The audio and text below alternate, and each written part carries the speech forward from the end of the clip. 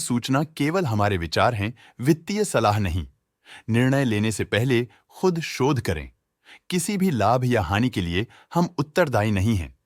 आज हम देख रहे हैं एक्सप्रो इंडिया लिमिटेड के 2024-25 Q3 की standalone financial performance. Starting with the sales, पिछले क्वार्टर से सेल्स में -22% का डिक्रीज हुआ है, मगर कंपनी ने पिछले साल के मुकाबले 9% का सेल्स इंक्रीज रिपोर्ट किया। Expenses -22% quarter on quarter decrease हो गए हैं, जो साल भर के 16% के राइज के साथ अलाइन करता है। एक्सपेंसेस में डिक्रीज अच्छा है, लेकिन सेल्स में डिक्रीज निराशा की बात है। ऑपरेटिंग प्रॉफिट, जो पिछले साल के कंपैरिजन में -29.5% डाउन हुआ है, quarter on quarter around -19% decrease हुआ है। Operating profit margin OPM annual basis पे -5.5% से डिक्रीज हुआ है और पिछले क्वार्टर के कंपैरिजन में 0% से इंक्रीज हुआ है। एक्सेप्शनल आइटम्स को ऐड करके अदर इनकम पिछले क्वार्टर के कंपैरिजन में 35.5% बढ़ गई, बावजूद इसकी ईयरली ग्रोथ 109% हुई है। इंटरेस्ट एक्सपेंसेस पिछले क्वार्टर से 110% अप हुआ, लेकिन ईयर ओवर ईयर इंक्रीज 40.5% हुआ है।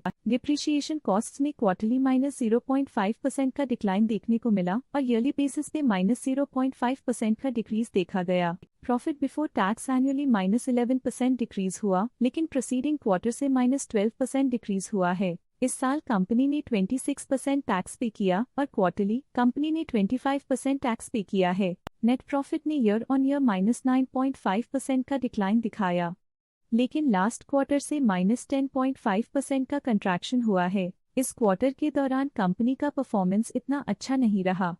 नेगेटिव नेट प्रॉफिट लॉसेस को इंडिकेट करता है। वहीं अगर एनुअल एनालिसिस की बात करें तो साल के दौरान कंपनी का परफॉर्मेंस अच्छा नहीं रहा। नेगेटिव नेट प्रॉफिट का मतलब है कि कंपनी प्रॉफिट के कंपैरिजन में नुकसान उठा रही है। अर्निंग्स पर शेयर EPS में ईयरली -16.5% का डिक्रीज देखा गया, लेकिन क्वार्टरली में 11.5% की गिरावट भी नजर आई। इस क्वार्टर में कंपनी का EPS इतना अच्छा नहीं रहा। नेगेटिव प्रॉफिट कमजोर एफिशिएंसी को दिखाता है। एक्सप्रो इंडिया लिमिटेड के फाइनेंशियल स्नैपशॉट को रिव्यू करते हुए कुछ मुख्य ट्रेंड्स सामने आए हैं, जो कंपनी की परफॉर्मेंस पे रोशनी डालते हैं। दिसंबर 2021 से दिसंबर 2024 तक एक्सप्रो इंडिया लिमिटेड की फाइनेंशियल जर्नी में सबसे पहले बात करते हैं सेल्स की। इस साल सेल्स में 9.5% की वृद्धि हुई है और पिछले 4 सालों में 6% की वृद्धि हुई है, जो एक निरंतर अपवर्ड ट्रेंड को दर्शाता है। पिछले साल की गिरावट के बाद इस साल सेल्स फिर से बढ़ना शुरू हुई है, जो सफल रिकवरी स्ट्रैटेजी को दर्शाता है। अब बात करते हैं एक्सपेंसेस की। इस साल एक्सपेंसेस 15% बढ़े हैं और 4 सालों में 10% का इजाफा हुआ है। इस साल हालांकि एक्सपेंसेस सेल्स से थोड़ा ज्यादा बढ़े हैं, मगर ग्रोथ रेट्स का करीब होना स्टेडी ऑपरेशनल कॉस्ट को दर्शाता है। चैलेंजेस से गुजरते हुए ऑपरेटिंग प्रॉफिट ने इस साल -22.5% की डाउनटर्न देखी, जो एक ट्रेंड को कंटिन्यू करता है। पिछले 4 सालों में -18% की डिक्लाइन के साथ एक वृद्धि के बाद पिछले 2 सालों से ऑपरेटिंग प्रॉफिट गिर रहा है, जो कुशलता बनाए रखने में चैलेंजेस को दर्शाता है।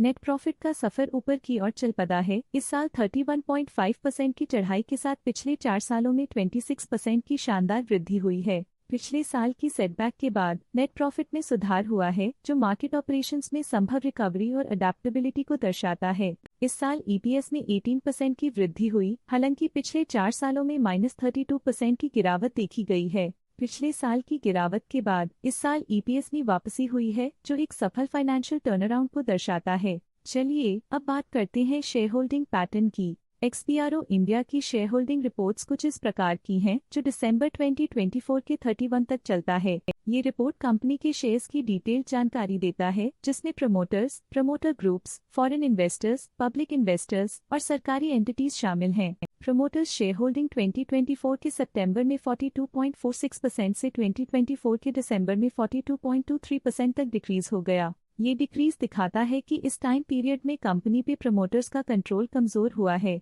पब्लिक द्वारा हेल्ड शेयर्स का परसेंटेज 39.68% से इंक्रीज होकर 2024 के दिसंबर में 40.42% तक का इंक्रीज से देखा गया। ये चेंजेस स्टेट है कि पब्लिक की इन्वेस्टमेंट कंपनी में क्वार्टर टू क्वार्टर इंक्रीज हुई है। जब कंपनी के शेयर्स का मैक्सिमम हिस्सा पब्लिक के पास होता है, तब ये माना जाता है कि कंपनी कमजोर हाथों में है, जो बाजार की अस्थिरता और स्पेक्युलेटिव ट्रेडिंग को इंडिकेट करता है। DII डोमेस्टिक इंस्टीट्यूशनल इन्वेस्टर्स ने अपना शेयर होल्डिंग सितंबर 2024 में 2.9% से दिसंबर 2024 में 3% तक इंक्रीज किया। ये बताता है कि डोमेस्टिक इंस्टीट्यूशंस ने कंपनी में अपना इंटरेस्ट 0.1% तक इंक्रीज किया है। फॉरेन इंस्टीट्यूशनल इन्वेस्टर्स के शेयर होल्डिंग में थोड़ा डिक्रीज आया 2024 के सितंबर से 2024 के दिसंबर में, जो दिखाता है कि फॉरेन इंस्टीट्यूशंस ने अपने स्टेक को क्वार्टर टू क्वार्टर -0.61 से डिक्रीज किया है, जिसे पता चलता है कि उन्होंने अपनी इन्वेस्टमेंट्स को पुल बैक किया है। ये था कंपनी का करंट शेयर होल्डिंग पैटर्न। चलिए झांकते हैं इस क्वार्टर की प्रमोटर डील्स पर जो विशेष रूप से सुर्खियों में रही। 13 फरवरी 2025 को सेंट्रल इंडिया जनरल एजेंट्स ने 75,000 शेयर्स खरीदे 975 रुपीस पर यूनिट के हिसाब से, जिसका टोटल था 7.3 करोड़। 13 फरवरी 2025 को सेंट्रल इंडिया जनरल एजेंट्स ने 75,000 शेयर्स पोर्टफोलियो से हटा दिए 975 रुपीस पर यूनिट के हिसाब से, जिसका टोटल था 7.3 करोड़। उम्मीद करते हैं कि इस क्वार्टर के प्रमोटर डील्स का ये विश्लेषण आपको पसंद आया होगा और उपयोगी लगा होगा। आज के लिए फाइनेंशियल सेक्टर में इतना ही। देखने के लिए धन्यवाद।